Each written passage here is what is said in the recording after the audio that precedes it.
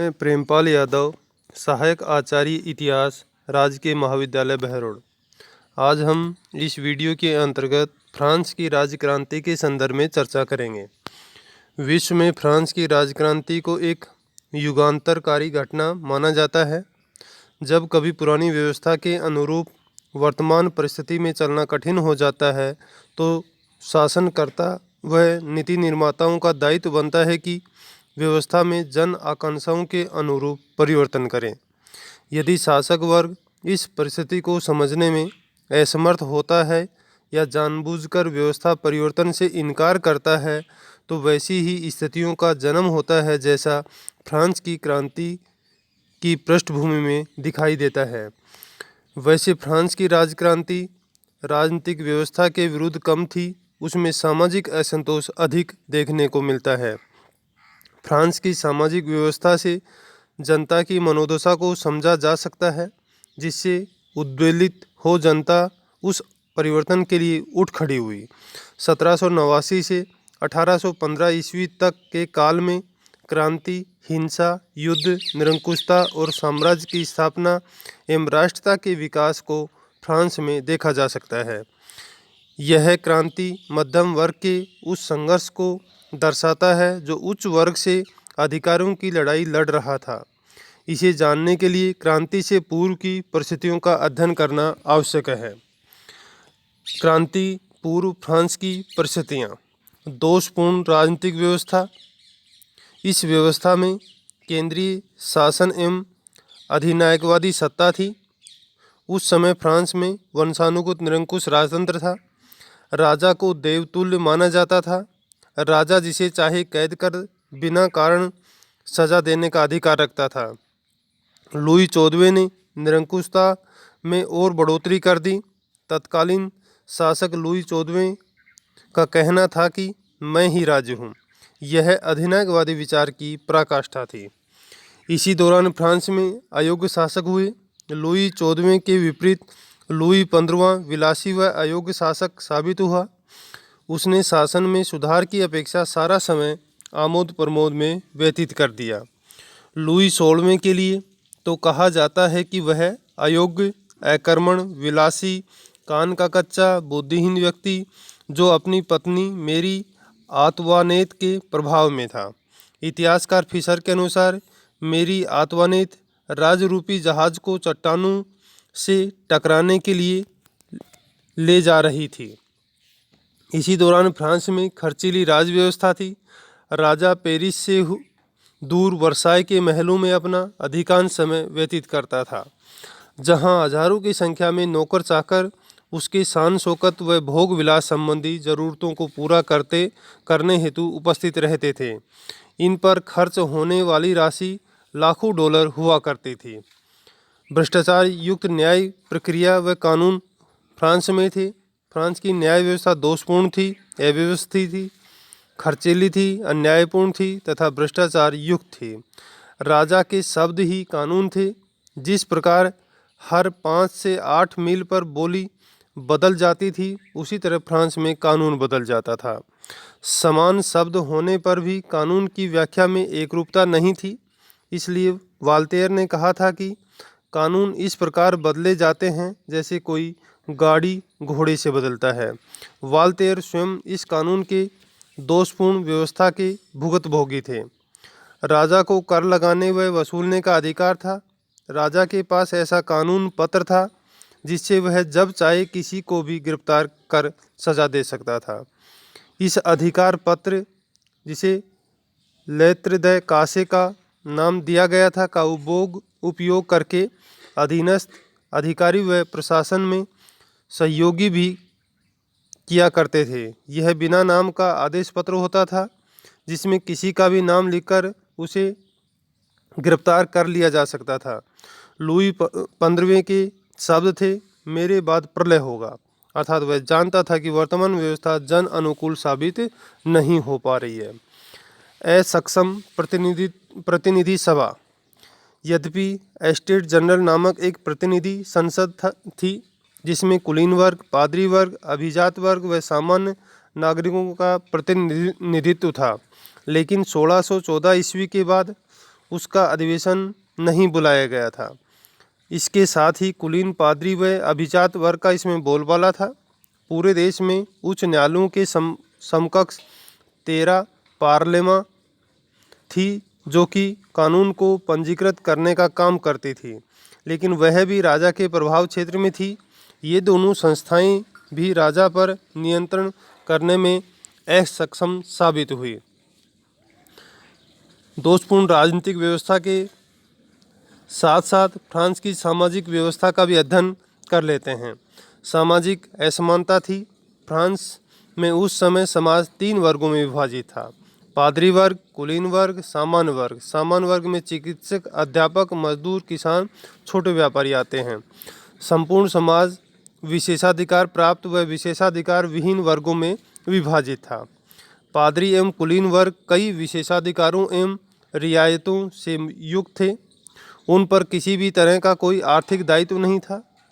यह वर्ग फ्रांस की संपूर्ण जनसंख्या का 1% से भी कम था। इसके विपरीत संपूर्ण संपत्ति का 5वां भाग इनके पास था। उन्हें किसी भी तरह की कोई कर अदायगी नहीं करनी पड़ती थी। दूसरी ओर मध्यम वर्ग व निम्न वर्ग करों के बोझ से दबे हुए थे। उन्हें राजा के साथ पादरी वर्ग को अतिरिक्त अदायगी भी करनी होती थी। एक अधिकार विहीन बौद्धिक वर्ग था जो लगातार समान कानून व समान कराधान की मांग कर रहा था।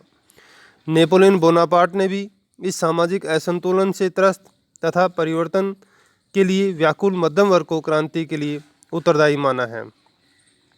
किसान एवं मजदूर वर्ग फ्रांसीसी समाज में सर्वाधिक जनसंख्या वाला यह वर्ग विशेषाधिकार विहीन वर्ग था। इन कृषकों की दशा राजा, पादरी और कुलीन वर्ग के कारण अत्यंत दयनीय हो चुकी थी। उनकी कमाई का 80% भाग कर चुकाने में चला जाता था। संपूर्ण फ्रांस का आर्थिक भार उन किसानों को उठाना पड़ता था। इसके साथ साथ इन्हें उच्च वर्ग की बेगारी भी करनी थी। स्वतंत्र किसान के विपरीत दास कृषक बिना जमींदार के आज्ञा के गांव नहीं छोड़ सकता था। किसानों की निम्न सामाजिक व आर्थिक दशा उन्हें मौजूदा व्यवस्था के विरुद्ध विद्रोह के लिए उकसा रही थी। किसानों के साथ साथ मजदूर वर्ग की दशा भी शोचनीय थी। उन्हें कम वेतन पर अधिक कार्य करना होता था। यह वर्ग मध्यम वर्ग के संपर्क में रहने के कारण राजनीतिक रूप से किसानों की तुलना में अधिक सजग था। मध्यम वर्ग, इस वर्ग में छोटे व्यापारी, शिक्षक, वकील, चिकित्सक, कलाकार तथा सरकारी कर्मचारी आते थे। फ्रांसीसी क्रांति में सर्वाधिक योगदान इसी वर्ग का था। यह वर्ग समाज में उच्च पद व प्रतिष्ठा प्राप्त करने की आकांक्षा रखता था। शिक्षित व धन संपन्न होने के कारण कुलीन वर्ग से ईर्ष्या की भावना इन्हें व्यवस्था परिवर्तन करने के लिए प्रेरित कर रही थी। पादरी वर्ग से इन्हें विशेष द्वेष था। वह जानते थे कि यह अनुत्पादक वर्ग बिना कुछ करे ही सामाजिक व प्रशासनिक ढांचे में उनके ऊपर है। अतः यह मेहनती वर्ग राजनीतिक एवं सामाजिक समानता की लगातार मांग कर रहा था। यह मध्यम वर्ग कुलीन वर्ग से बराबरी की मांग करते हुए उनके विशेषाधिकारों की समाप्ति का भी इच्छुक था। इसी दौरान फ्रांस में के चर्च में भ्रष्टाचार व्याप्त था। चर्च में घोर भ्रष्टाचार था। ये जन साधारण पर मजहबी कर लगाते थे। चर्च के पास अकूत धन संपदा थी। चर्च अपने अधिकारों को कठोरता से लागू करता था। पादरी वर्ग शान शौकत का विलासी जीवन व्यतीत करते थे। जनसाधारण से प्राप्त धन का उपयोग अनैतिक जीवन जीने में किया जाता था। इसके विपरीत ग्रामीण क्षेत्रों के छोटे वर्ग के पादरी साधारण जीवन व्यतीत करने को मजबूर हो रहे थे। वे स्वयं इस व्यवस्था से भी निराश थे। वंशानुगत व उच्चाधिकार प्राप्त प्रशासनिक वर्ग, राज्य के उच्च पदों पर आसीन अधिकारी कुलीन वर्ग से आते थे। यह समस्त नागरिक व सैनिक प्रशासन के उच्च पदों पर आसीन हो समाज में प्रतिष्ठा व सम्मान प्राप्त करते थे। यह वर्ग भी करों से मुक्त था। इन अधिकारियों पर करों का संग्रह कानून व्यवस्था एवं देश की सुरक्षा का भार था। साथ ही ये अपने क्षेत्रों में न्याय देने का कार्य भी करते थे। इनके द्वारा अपने अधिकार क्षेत्र में होने वाले संपत्ति के क्रय विक्रय पर किसानों से कर वसूला जाता था। कृषक वर्ग इन सामंतों के यहाँ घरों व खेतों में बेगार, शराब बनाने व चक्की चलाने का कार्य किया करते थे। लुई 14वें के समय में शासक को अत्यधिक केंद्रीकृत करते हुए यद्यपि कुलीन वर्ग की शक्तियों को सीमित कर दिया गया था, फिर भी विशेषाधिकार उन्हें अभी भी प्राप्त थे। आर्थिक कारण, देश की अर्थव्यवस्था अत्यंत ही दयनीय व शोचनीय दौर से गुजर रही थी। हर मील पर लगने वाले चुंगी एवं बदलते कानूनों ने मुक्त व्यापार पर रोक लगा रखी थी। कृषकों से कर वसूलने का तरीका भी दोषपूर्ण था। ठेकेदार के माध्यम से करों की अदायगी उगाही होती थी। करों की दरें भी लगभग अलग अलग रियासतों में अलग अलग थी। कर वसूली की प्रणाली अत्यंत दोषपूर्ण, अमानवीय, दुखदायी व भ्रष्टाचार से युक्त थी। किसानों द्वारा उगाई जाने वाली फसलों का 80% भाग तो चर्च, सामंत व राजा द्वारा ही ले लिया जाता था। चर्च टाइथ नामक कर वसूलता था, जो कुल फसल का 10वां हिस्सा था। अमेरिकी संघर्ष में भाग लेना इस शोचनीय आर्थिक दशा के लिए प्रत्यक्ष रूप से उत्तरदायी था। अपनी प्रतिष्ठा बढ़ाने में फ्रांस ने करोड़ों डॉलर का घाटा उठाते हुए राष्ट्रीय आय को ब्याज चुकाने में खर्च कर दिया। ऑस्ट्रिया के उत्तराधिकार युद्ध में भाग लेना भी राष्ट्रीय आय के लिए घातक सिद्ध हुआ। फ्रांस का राजा, राजपरिवार व राजदरबार तो पहले से ही राष्ट्रीय आय का अधिकांश हिस्सा खर्च कर रहा था। राजा की विलासिता, भोग विलास एवं शान शौकत में कई डॉलर खर्च हो जाते थे। विशेषाधिकार युक्त वर्ग, कुलीन व पादरी किसी भी प्रकार का कोई कर नहीं देते थे, बल्कि कृषकों से कर वसूल कर उसे फिजूल खर्च करते रहते थे। भूमिकर आयकर प्रत्यक्ष रूप से वसूल किए जाते थे, जबकि परोक्ष कर नमक, शराब व तंबाकू पर लगता था। नमक का एकाधिकार एक कंपनी के हाथों में था, वह मनमाने रुपये वसूल करती रहती थी। राजा ने भी नमक कर नहीं देने को दंडित करने का अधिकार कंपनी को दे रखा था। 7 वर्ष से अधिक उम्र के प्रत्येक फ्रांसीसी को 7 पौंड वार्षिक नमक कर देने की बाध्यता थी। नमक का अवैध व्यापार करने पर मृत्युदंड तक दिया जाता था।